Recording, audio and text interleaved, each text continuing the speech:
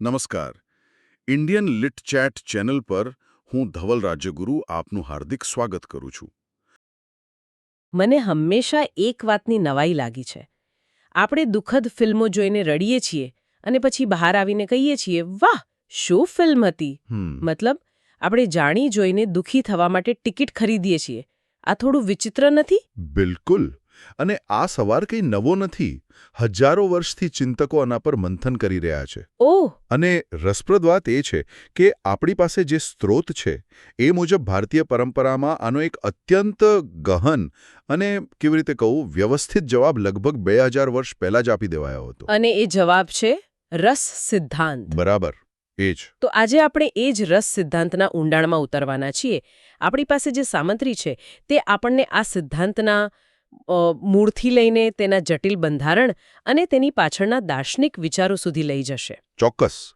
આપણો હેતુ એ સમજવાનો છે કે કળા કેવી રીતે આપણા ભાવોને એક એવા સ્તરે લઈ જાય છે જ્યાં દુઃખ પણ આનંદદાયક બની જાય છે. બિલકુલ. તો ચાલો આ જાદુ પાછળના વિજ્ઞાનને સમજીએ. હા, અને આની શરૂઆત રસ શબ્દના મૂળથી જ કરવી પડે. તો આપણા સ્ત્રોત મુજબ રસ સિદ્ધાંતને ભારતીય કાવ્યશાસ્ત્રની કરોડરજ્જુ ગણવામાં આવ્યો છે. પણ આ રસ શબ્દ આવ્યો ક્યાંથી? જો શરૂઆતમાં એટલે કે ઋગ્વેદ અને અથર્વવેદ જેવા પ્રાચીન ગ્રંથોમાં રસ શબ્દનો અર્થ ખૂબ જ ભૌતિક હતો. ભૌતિક મતલબ? મતલબ કે પ્રવાહી, અર્ક કે પછી પેલું દેવતાઓનું પ્રિય પીણું સોમરસ એ સ્વાદ અને જીભ સાથે જોડાયેલો શબ્દ હતો. ઓકે, તો પછી આ ભૌતિક જ્યુસ જેવો અર્થ કળાના આનંદ જેવા અમૂર્ત ખ્યાલમાં ક્યારે અને કેવી રીતે બદલાયો? આ તો બહુ મોટો વૈચારિક કૂદકો કહેવાય. સાચી વાત છે. આ પરિવર્તન આવ્યું ઉપનિષદોના સમયમાં. ખાસ કરીને તૈત્તિરીય ઉપનિષદમાં એક સૂત્ર આવે છે જેણે આખી વાત બદલી નાખી. કયું સૂત્ર? રસો વૈસહ. રસો વૈસાહ. હા, જેનો અર્થ છે તે પરમ તત્વ પેલું બ્રહ્મ તે પોતે જ રસ એટલે કે આનંદ સ્વરૂપ છે. અહીંથી રસ શબ્દ ભૌતિક સ્વાદમાંથી સીધો આધ્યાત્મિક આનંદનો પર્યાય બની ગયો. વાહ! એટલે જીભ પરથી આત્મા સુધીની સફર? બરાબર. આ અને સાહિત્ય માટે એક વ્યવસ્થિત સિદ્ધાંતનું રૂપ કોણે આપ્યું? એનું શ્રેય જાય છે આચાર્ય ભરત મુનિને. ઈસવીસન પૂર્વે 200 થી ઈસવીસન 200ની વચ્ચે તેમણે પોતાના મહાન ગ્રંથ નાટ્યશાસ્ત્રમાં આ વિચારને એક વૈજ્ઞાનિક માળખું આપ્યું. નાટ્યશાસ્ત્રમાં? હા. એના 6ઠ્ઠા અને 7મા અધ્યાય જે રસ અને ભાવ પર છે તે આખા સિદ્ધાંતનો પાયો છે. તેમણે જ કહ્યું કે કળાનો અંતિમ ઉદ્દેશ્ય પ્રેક્ષકને આ રસની અનુભૂતિ કરાવવાનો છે. તો જ્યારે ભરત મુનિ કલાના સંદર્ભમાં રસની વાત કરે છે ત્યારે તેઓ શું કહેવા માંગે છે? જેમ અલગ અલગ મસાલા ભેગા થઈને એક વાનગી બનાવે એવું કંઈક? ખૂબ સરસ સરખામણી છે. ભરત મુનિ લગભગ આ જ વાત કહે છે. ઓહ! જેમ ગોળ, મરી, મસાલા ભેગા થઈને એક નવો જ સ્વાદ બનાવે છે, તેમ નાટકમાં રહેલા પાત્રો, તેમનો અભિનય, સંવાદો, સંગીત આ બધું મળીને પ્રેક્ષકના હૃદયમાં એક અનોખા ભાવની અનુભૂતિ કરાવે છે અને એને જ રસ કહેવાય છે. એટલે જ એમણે કહ્યું છે, ન હિ રસાત ઋતે કશ્ચિત અર્થઃ. એકદમ. રસ વગર કળાનો કોઈ અર્થ જ સંભવ નથી. રસ એ કાવ્યનો આત્મા છે. પણ આ અનુભૂતિને અલૌકિક કેમ કહેવામાં આવી છે? મતલબ ટ્રાન્સેન્ડન્ટ. સામાન્ય જીવનમાં પણ આપણે સુખ દુઃખ અનુભવીએ જ છીએ. તો કળાનું દુઃખ વાસ્તવિક દુઃખથી અલગ કઈ રીતે? આ જ આ સિદ્ધાંતનું હાર્દ છે. જુઓ, વાસ્તવિક જીવનનું દુઃખ લૌકિક છે. એ પીડાદાયક છે. એમાં આપણો અંગત સ્વાર્થ અને વેદના જોડાયેલા છે. બરાબર. પણ જ્યારે આપણે પડદા પર કોઈ પાત્રને દુઃખી થતું જોઈએ છીએ ત્યારે જે કરુણા જન્મે છે તે અલૌકિક છે. એ કઈ રીતે? કારણ કે એ સમયે આપણે આપણા અંગત રાગ દ્વેષ, આપણા સુખ દુઃખ એ બધું ભૂલી જઈએ છીએ. આપણે પ્રેક્ષક તરીકે આપણી ઓળખ ગુમાવી દઈએ છીએ. એટલે કે આપણે પોતાના હુંપણામાંથી બહાર નીકળી જઈએ છીએ. બરાબર. અને આ જ ક્ષણને બ્રહ્માનંદ સહોદર કહેવાય છે. આધ્યાત્મિક સાક્ષાત્કાર જેવી અવસ્થા. હા. એ ક્ષણ માટે આપણે દેશ, કાળ અને વ્યક્તિગતતાના બંધનમાંથી મુક્ત થઈ જઈએ છીએ. અને આ જાદુઈ પ્રક્રિયા કેવી રીતે થાય છે તે સમજાવવા ભરત મુનિએ એક સૂત્ર આપ્યું છે. હા, પેલો પ્રસિદ્ધ રસસૂત્ર. ચાલો એને સમજીએ. સૂત્ર છે વિભાવ અનુભાવ વ્યભિચારી સંયોગાદ રસનિષ્પત્તિ. આ સંસ્કૃત થોડું અઘરું લાગે છે. હા, પણ એને તોડીને સમજીએ તો એ કળાની આખી રેસીપી છે. ઓકે. તે કહે છે કે વિભાવ, અનુભાવ અને વ્યભિચારી ભાવોના સંયોગથી એટલે કે યોગ્ય મિશ્રણથી રસની નિષ્પત્તિ થાય છે. એટલે કે ઉત્પત્તિ અથવા અભિવ્યક્તિ. બરાબર. આને સમજવા માટે આપણે એના 4 મુખ્ય ઘટકોને સમજવા પડશે. અને પહેલું અને સૌથી મહત્વનું છે સ્થાયી ભાવ. સ્થાયી ભાવ, પરમનન્ટ ઇમોશન્સ. આ શું છે? આ એવા મૂળભૂત ભાવો છે જે દરેક મનુષ્યના મનમાં જન્મથી જ સંસ્કાર રૂપે સુષુપ્ત અવસ્થામાં પડેલા હોય છે. જેમ કે પ્રેમ એટલે કે રતિ, હાસ્ય, શોક, ક્રોધ, ઉત્સાહ, ભય, જુગુપ્સા એટલે કે ઘૃણા અને વિસ્મય. આ ભાવો કાયમ આપણી અંદર હોય જ છે, પણ એ કોઈ કારણ વગર જાગતા નથી. સમજ્યા? સમજાયો. કળાનું કામ આ સૂતેલા ભાવોને જગાડવાનું છે. એકદમ. તો પછી આ સૂતેલા ભાવોને જગાડવા માટે એક ટ્રિગર જોઈએ. એ ટ્રિગર શું છે? એ ટ્રિગર એટલે સૂત્રનો પહેલો શબ્દ વિભાવ. વિભાવ. હા, વિભાવ એટલે ભાવને જગાડનારા કારણો. આના પણ 2 પ્રકાર છે. પહેલો છે આલંબન વિભાવ. આલંબન વિભાવ. એટલે કે જે પાત્ર કે વસ્તુ પર ભાવ કેન્દ્રિત થાય. ધારો કે દુષ્યંત અને શકુંતલા. તો શકુંતલા એ દુષ્યંતના પ્રેમભાવ માટે આલંબન વિભાવ છે. બરાબર. અને બીજો પ્રકાર? બીજો છે ઉદ્દીપન વિભાવ. ઉદ્દીપન એટલે જે ભાવને વધુ તીવ્ર કરે, વધુ ઉત્તેજિત કરે. ઉદાહરણ તરીકે? એ જ નાટકમાં તપોવનનું શાંત વાતાવરણ, પેલી ચાંદની રાત, એ બધું પ્રેમભાવને વધુ પ્રગાઢ બનાવે છે. આ વાતાવરણ ઉદ્દીપન વિભાવ છે. સમજાયું. તો વિભાવ ભાવને જગાડે છે અને તીવ્ર બનાવે છે. પછી શું થાય? પછી આવે છે અનુભાવ. સૂત્રનો બીજો શબ્દ. હા, અનુભાવ એટલે ભાવ જાગ્યા પછી શરીરમાં દેખાતી બાહ્ય પ્રતિક્રિયાઓ. જેમ કે શરમાઈને આંખો નીચી કરવી. આના 4 પ્રકાર છે: આંગિક, વાચિક, આહાર્ય અને સૌથી મહત્વપૂર્ણ સાત્વિક. બરાબર. સાત્વિક ભાવો એવા છે જે અભિનેતાના કાબુ બહાર હોય છે. આ અનૈચ્છિક શારીરિક પ્રતિક્રિયાઓ છે, જેમ કે પરસેવો વળવો કે રૂવાંડા ઊભા થવા. હા, સ્તંભ એટલે કે આઘાતથી જડ થઈ જવું, પ્રસ્વેદ, રોમાંચ કે પછી અશ્રુ. જ્યારે આપણે કોઈ અભિનેતાની આંખમાં સાચે જ આંસુ જોઈએ છીએ ત્યારે આપણને ખાતરી થાય છે કે તે જે ભાવ અનુભવી રહ્યો છે તે સાચો છે. સાચી વાત છે. અને હવે સૂત્રનો ત્રીજો ઘટક, વ્યભિચારી ભાવ. આનું શું કામ છે? વ્યભિચારી ભાવને સંચારી ભાવ પણ કહે છે. આ પાણીના પરપોટા જેવા ક્ષણિક ભાવો છે. ક્ષણિક ભાવો? હા, જે મુખ્ય સ્થાયી ભાવને વધુ પુષ્ટિ આપવા માટે આવે અને જાય છે. ભરતમુનિએ આવા 33 ભાવો ગણાવ્યા છે. જેમ કે પ્રેમનો સ્થાયી ભાવ હોય તો એની સાથે ચિંતા, હર્ષ, શંકા, ગર્વ જેવા અનેક ક્ષણિક ભાવો આવીને જતા રહે. જાણે મુખ્ય નદીમાં ભળતી નાની નાની નહેરો. બહુ સરસ. એ નદીને વધુ શક્તિશાળી બનાવે છે. તો સ્થાયી ભાવ, વિભાવ, અનુભાવ અને વ્યભિચારી ભાવ, આ બધાના સંયોગથી 9 રસ નિષ્પન્ન થાય છે: શૃંગાર, હાસ્ય, કરુણ, વીર અને 9મો શાંત રસ, જે પાછળથી ઉમેરાયો. એકદમ સાચું. પણ અહીંથી વાત ખરેખર ગહન અને દાર્શનિક બને છે. કેમ? કારણ કે ભરતમુનિના સૂત્રમાં 2 શબ્દો છે: સંયોગ અને નિષ્પત્તિ. આ 2 શબ્દોનો અર્થ શું કરવો એના પર સદીઓ સુધી 4 મહાન વિદ્વાનો વચ્ચે એક બૌદ્ધિક યુદ્ધ જેવું ચાલ્યું. ઓહો! એક જ સૂત્રના 4 અલગ અલગ અર્થઘટન? હા, અને તેમાંથી 4 અલગ અલગ સિદ્ધાંતો જન્મ્યા. રસપ્રદ છે. તો પહેલો સિદ્ધાંત કોનો હતો?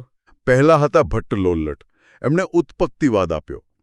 તેઓ મીમાંસા દર્શનને માનતા, જે શાબ્દિક અર્થ પર વધુ ભાર મૂકે. એટલે એમણે નિષ્પત્તિનો અર્થ ઉત્પત્તિ કર્યો. બરાબર. એમના મતે રસ મૂળ પાત્રમાં ઉત્પન્ન થાય છે. એટલે કે કરુણ રસ ખરેખર તો રામમાં છે અને નટ માત્ર તેનું અનુકરણ કરે છે. પણ આમાં એક સમસ્યા છે. જો રસ રામમાં ઉત્પન્ન થાય છે તો મને એટલે કે પ્રેક્ષકને આનંદ કેમ મળે છે? આ વાત તો પ્રેક્ષકને સમજાવતી જ નથી. એ જ. આ જ એની મર્યાદા હતી. અને આ મર્યાદાને દૂર કરવા બીજા આચાર્ય આવ્યા, શ્રી શંકુક. એમણે ન્યાય દર્શનના આધારે અનુમિતિવાદ આપ્યો. અનુમિતિવાદ એટલે અનુમાન. હા. શંકુકે કહ્યું કે પ્રેક્ષક રસનો અનુભવ નથી કરતો, પણ તે રસનું અનુમાન કરે છે. અનુમાન? એ કઈ રીતે? તેમણે ચિત્ર તુરંગ ન્યાયનો તર્ક આપ્યો. જેમ આપણે દિવાલ પર દોરેલા ઘોડાને જોઈને તેને ઘોડો કહીએ છીએ, ભલે તે સાચો નથી, તેમ આપણે નટના કુશળ અભિનયને જોઈને તેનામાં રહેલા ભાવનું અનુમાન કરીએ છીએ. પણ ફરી એ જ સવાલ, અનુમાન તો બુદ્ધિનો વિષય છે. મને તો હૃદયમાં અનુભૂતિ થાય છે. હું માત્ર તર્ક નથી કરતી. આ તો બહુ ઠંડો સિદ્ધાંત લાગે છે. અને હા જ એની ટીકા થઈ. આ બંને વાદ પ્રેક્ષકના હૃદય સુધી પહોંચી ન શક્યા. અને પછી આવ્યા ભટ્ટનાયક. ભટ્ટનાયક એમણે ભુક્તિવાદ આપીને આખી ચર્ચાને એક નવી જ દિશા આપી. એમણે એક ક્રાંતિકારી વિચાર આપ્યો: સાધારણીકરણ. સાધારણીકરણ, યુનિવર્સલાઇઝેશન. આ શબ્દ બહુ મહત્વનો લાગે છે. શું છે એ? ભટ્ટનાયકે કહ્યું કે કળામાં એક ભાવકત્વ નામની શક્તિ હોય છે. આ શક્તિ પાત્ર અને ઘટના પરથી એમની વિશિષ્ટ ઓળખ હટાવી દે છે. એટલે કે જ્યારે આપણે રામનું દુઃખ જોઈએ છીએ, ત્યારે તે દશરથના પુત્ર રામ નથી રહેતા, પણ એક દુઃખી પતિ બની જાય છે. શકુંતલા કણવ ઋષિની પુત્રી ન રહેતા એક પ્રેમમાં પડેલી યુવતી બની જાય છે. ઓહ, એટલે પાત્ર ખાસ મટીને સામાન્ય બની જાય છે, જેથી કોઈ પણ પ્રેક્ષક તેની સાથે જોડાઈ શકે. બરાબર. હું રામ નથી, પણ મેં પણ ક્યારેક વિરહ અનુભવ્યો છે, એટલે હું એમના દુઃખને સમજી શકું છું. આ છે સાધારણીકરણ. સમજાઈ ગયું. અને એકવાર આ થઈ જાય પછી ભોજકત્વ નામની બીજી શક્તિ કામ કરે છે, જેના દ્વારા પ્રેક્ષક પોતાના અંગત રાગદ્વેષથી મુક્ત થઈને એ ભાવનો ભોગ એટલે કે આસ્વાદ લે છે. આ તો ખરેખર એક મોટો કૂદકો છે. પણ હજી એક પ્રશ્ન છે. આ ભાવ આવે છે ક્યાંથી? અને આ પરંપરાના શિખર પર કોણ છે? શિખર પર છે મહાન કાશ્મીરી ચિંતક અભિનવગુપ્ત. એમણે શૈવ દર્શનના આધારે અભિવ્યક્તિવાદ આપ્યો, જે આજે સર્વમાન્ય સિદ્ધાંત ગણાય છે. અભિવ્યક્તિવાદ. અભિનવગુપ્તે કહ્યું, તમે બધા ખોટા છો. રસ ઉત્પન્ન પણ નથી થતો, એનું અનુમાન પણ નથી થતો, અને એનું ભોગ પણ નથી લેવાતો. તો પછી થાય છે શું? એમણે કહ્યું, રસ તો પહેલેથી જ તમારી અંદર, તમારા ચિત્તમાં, વાસના કે સંસ્કાર રૂપે મોજૂદ છે. કળા તો માત્ર એને અભિવ્યક્ત કરવાનું કામ કરે છે. અભિવ્યક્ત મતલબ બહાર લાવવાનું. હા, એમણે ખૂબ સુંદર ઉદાહરણ આપ્યું. જેમ સૂકા માટીના વાસણમાં એક સુગંધ છુપાયેલી હોય છે, પણ જેવી તમે એના પર પાણીની છાલક મારો, એ સુગંધ તરત જ પ્રગટ થઈ જાય છે. વાહ! અહીં આપણું ચિત્ત એ માટીનું વાસણ છે. સ્થાયી ભાવ એ છુપાયેલી સુગંધ છે, અને કળા એ પાણીની છાલક છે. કળા નવો ભાવ બનાવતી નથી, અંદર રહેલા ભાવને જ જગાડે છે. શું વાત છે! તો કળા આપણને કશું આપતી નથી, પણ આપણી અંદર જે છે એને જ પાછું દેખાડે છે. બરાબર. એટલે જ હજારો વર્ષ જૂની કૃતિ આજે પણ આપણને સ્પર્શી શકે છે, કારણ કે પ્રેમ, કરુણા, ક્રોધ જેવા ભાવો શાશ્વત છે અને આપણી અંદર જ છે. અને આ પ્રક્રિયામાં એમણે અહમલોપ એટલે કે ઈગો લોસની પણ વાત કરી છે, ખરું ને? ચોક્કસ. એ ભાવમાં આપણે એટલા ડૂબી જઈએ છીએ કે આપણું હું ઓગળી જાય છે. આ જ રસાનુભૂતિની પરાકાષ્ઠા છે. તો આ અત્યંત ગહન શાસ્ત્રીય પરંપરા ગુજરાતી વિવેચનમાં કેવી રીતે જીવંત રહી? એમાં રામનારાયણ વી પાઠકનું પ્રદાન ખૂબ મોટું છે. જ્યારે પશ્ચિમી વિવેચનાનો પ્રભાવ વધી રહ્યો હતો, ત્યારે રાવી પાઠકે ભારપૂર્વક કહ્યું કે આપણી કૃતિઓને આપણા જ શાસ્ત્રીય માપદંડોથી તપાસવી જોઈએ. અને એમણે વસ્તુલક્ષી અંતરનો ખ્યાલ આપ્યો હતો. હા, જે ભટ્ટનાયકના સાધારણીકરણના વિચારની ખૂબ નજીક છે. અને નગીનદાસ પારેખ? નગીનદાસ પારેખે તો અભિનવગુપ્તના અત્યંત જટિલ વિચારોને ગુજરાતી વાચકો માટે સુલભ બનાવવાનું ભગીરથ કાર્ય કર્યું. એમના ગ્રંથ અભિનવનો રસવિચાર માટે એમને સાહિત્ય અકાદમી પુરસ્કાર પણ મળ્યો. બરાબર. પણ એક સવાલ થાય, આ સિદ્ધાંત નાટક અને કાવ્ય માટે રચાયો હતો. આજના યુગમાં જ્યાં નવલકથા, ટૂંકી વાર્તા જેવા નવા સાહિત્ય સ્વરૂપો છે, ત્યાં એ કેટલો પ્રાસંગિક છે? ઉમાશંકર જોશીએ આ પ્રશ્ન પર ગંભીરતાથી વિચાર્યો હતો. એમણે સ્વીકાર્યું કે રસધ્વનિ સિદ્ધાંત ભારતીય સાહિત્ય માટે એક સર્વસામાન્ય વિવેચનાત્મક માળખું તો છે જ. પણ એમણે કહ્યું કે હવે જરૂર છે આ શાસ્ત્રીય સિદ્ધાંતને નવા સ્વરૂપો માટે રીઅલાઇન કરવાની. રીઅલાઇન એટલે કે પુનઃ ગોઠવણ. હા, એના મૂળભૂત તત્વોને પકડી રાખીને એને નવલકથા અને ટૂંકી વાર્તા જેવા ગદ્ય સ્વરૂપો પર કેવી રીતે લાગુ કરી શકાય તે દિશામાં વિચારવાની જરૂર છે. તો આ સમગ્ર ચર્ચા પરથી આપણે શું તારણ કાઢી શકીએ? નિષ્કર્ષ એ જ છે કે રસ સિદ્ધાંત કોઈ મ્યુઝિયમમાં મૂકી દેવા જેવી જૂની વસ્તુ નથી. એ કલાના આસ્વાદ માટેની એક જીવંત અને શાશ્વત ચાવી છે. કલાના સ્વરૂપો બદલાશે, માધ્યમો બદલાશે, પણ માણસના મૂળભૂત ભાવો અને એને કલા દ્વારા અનુભવવાની પ્રક્રિયા ક્યારે નહીં બદલાય. રસ એ કળાનો પ્રાણવાયુ છે. એના વગર કળા માત્ર શબ્દો કે રંગોનો નિર્જીવ ઢગલો છે. આજે આપણે ભારતીય સૌંદર્યશાસ્ત્રના આ શિખર સમાન સિદ્ધાંતની એક અદ્ભુત યાત્રા કરી. તેના ઉદ્ભવથી લઈને તેના જટિલ ઘટકો, 4 મહાન આચાર્યો વચ્ચેનો વૈચારિક સંઘર્ષ અને છેક તેની આધુનિક પ્રાસંગિકતા સુધી આપણે પહોંચ્યા. આ ચર્ચા એક વિચાર સાથે પૂરી કરીએ. ઉમાશંકર જોશીએ કહ્યું કે આ સિદ્ધાંતને આધુનિક સ્વરૂપો માટે રીઅલાઇન કરવો જોઈએ. હા, તો ચાલો એ વિચારને એક ડગલું આગળ લઈ જઈએ. આજના ડિજિટલ યુગમાં જ્યાં સિનેમા, વેબ સિરીઝ અને ખાસ કરીને વિડિયો ગેમ્સ જેવા નવા કલા સ્વરૂપો છે, ત્યાં રસ સિદ્ધાંતનું શું? આ બહુ રસપ્રદ પ્રશ્ન છે. શું વિભાવ, અનુભાવ અને સ્થાયી ભાવ જેવા ઘટકો ત્યાં પણ કામ કરે છે? ખાસ કરીને વિડિયો ગેમમાં જ્યાં પ્રેક્ષક માત્ર જોનારો નથી પણ પોતે જ એક પાત્ર છે. ત્યાં સાધારણીકરણ અને અહમલોપની પ્રક્રિયા કેવું નવું સ્વરૂપ લેતી હશે? બરાબર. આ પ્રશ્નો ભવિષ્યના સંશોધન અને ચિંતન માટે નવા દરવાજા ખોલે છે. ઇન્ડિયન લીડ ચેટ ચેનલ વતી હું ઉર્વી રાજ્યગુરુ આપનો આભાર માનું છું.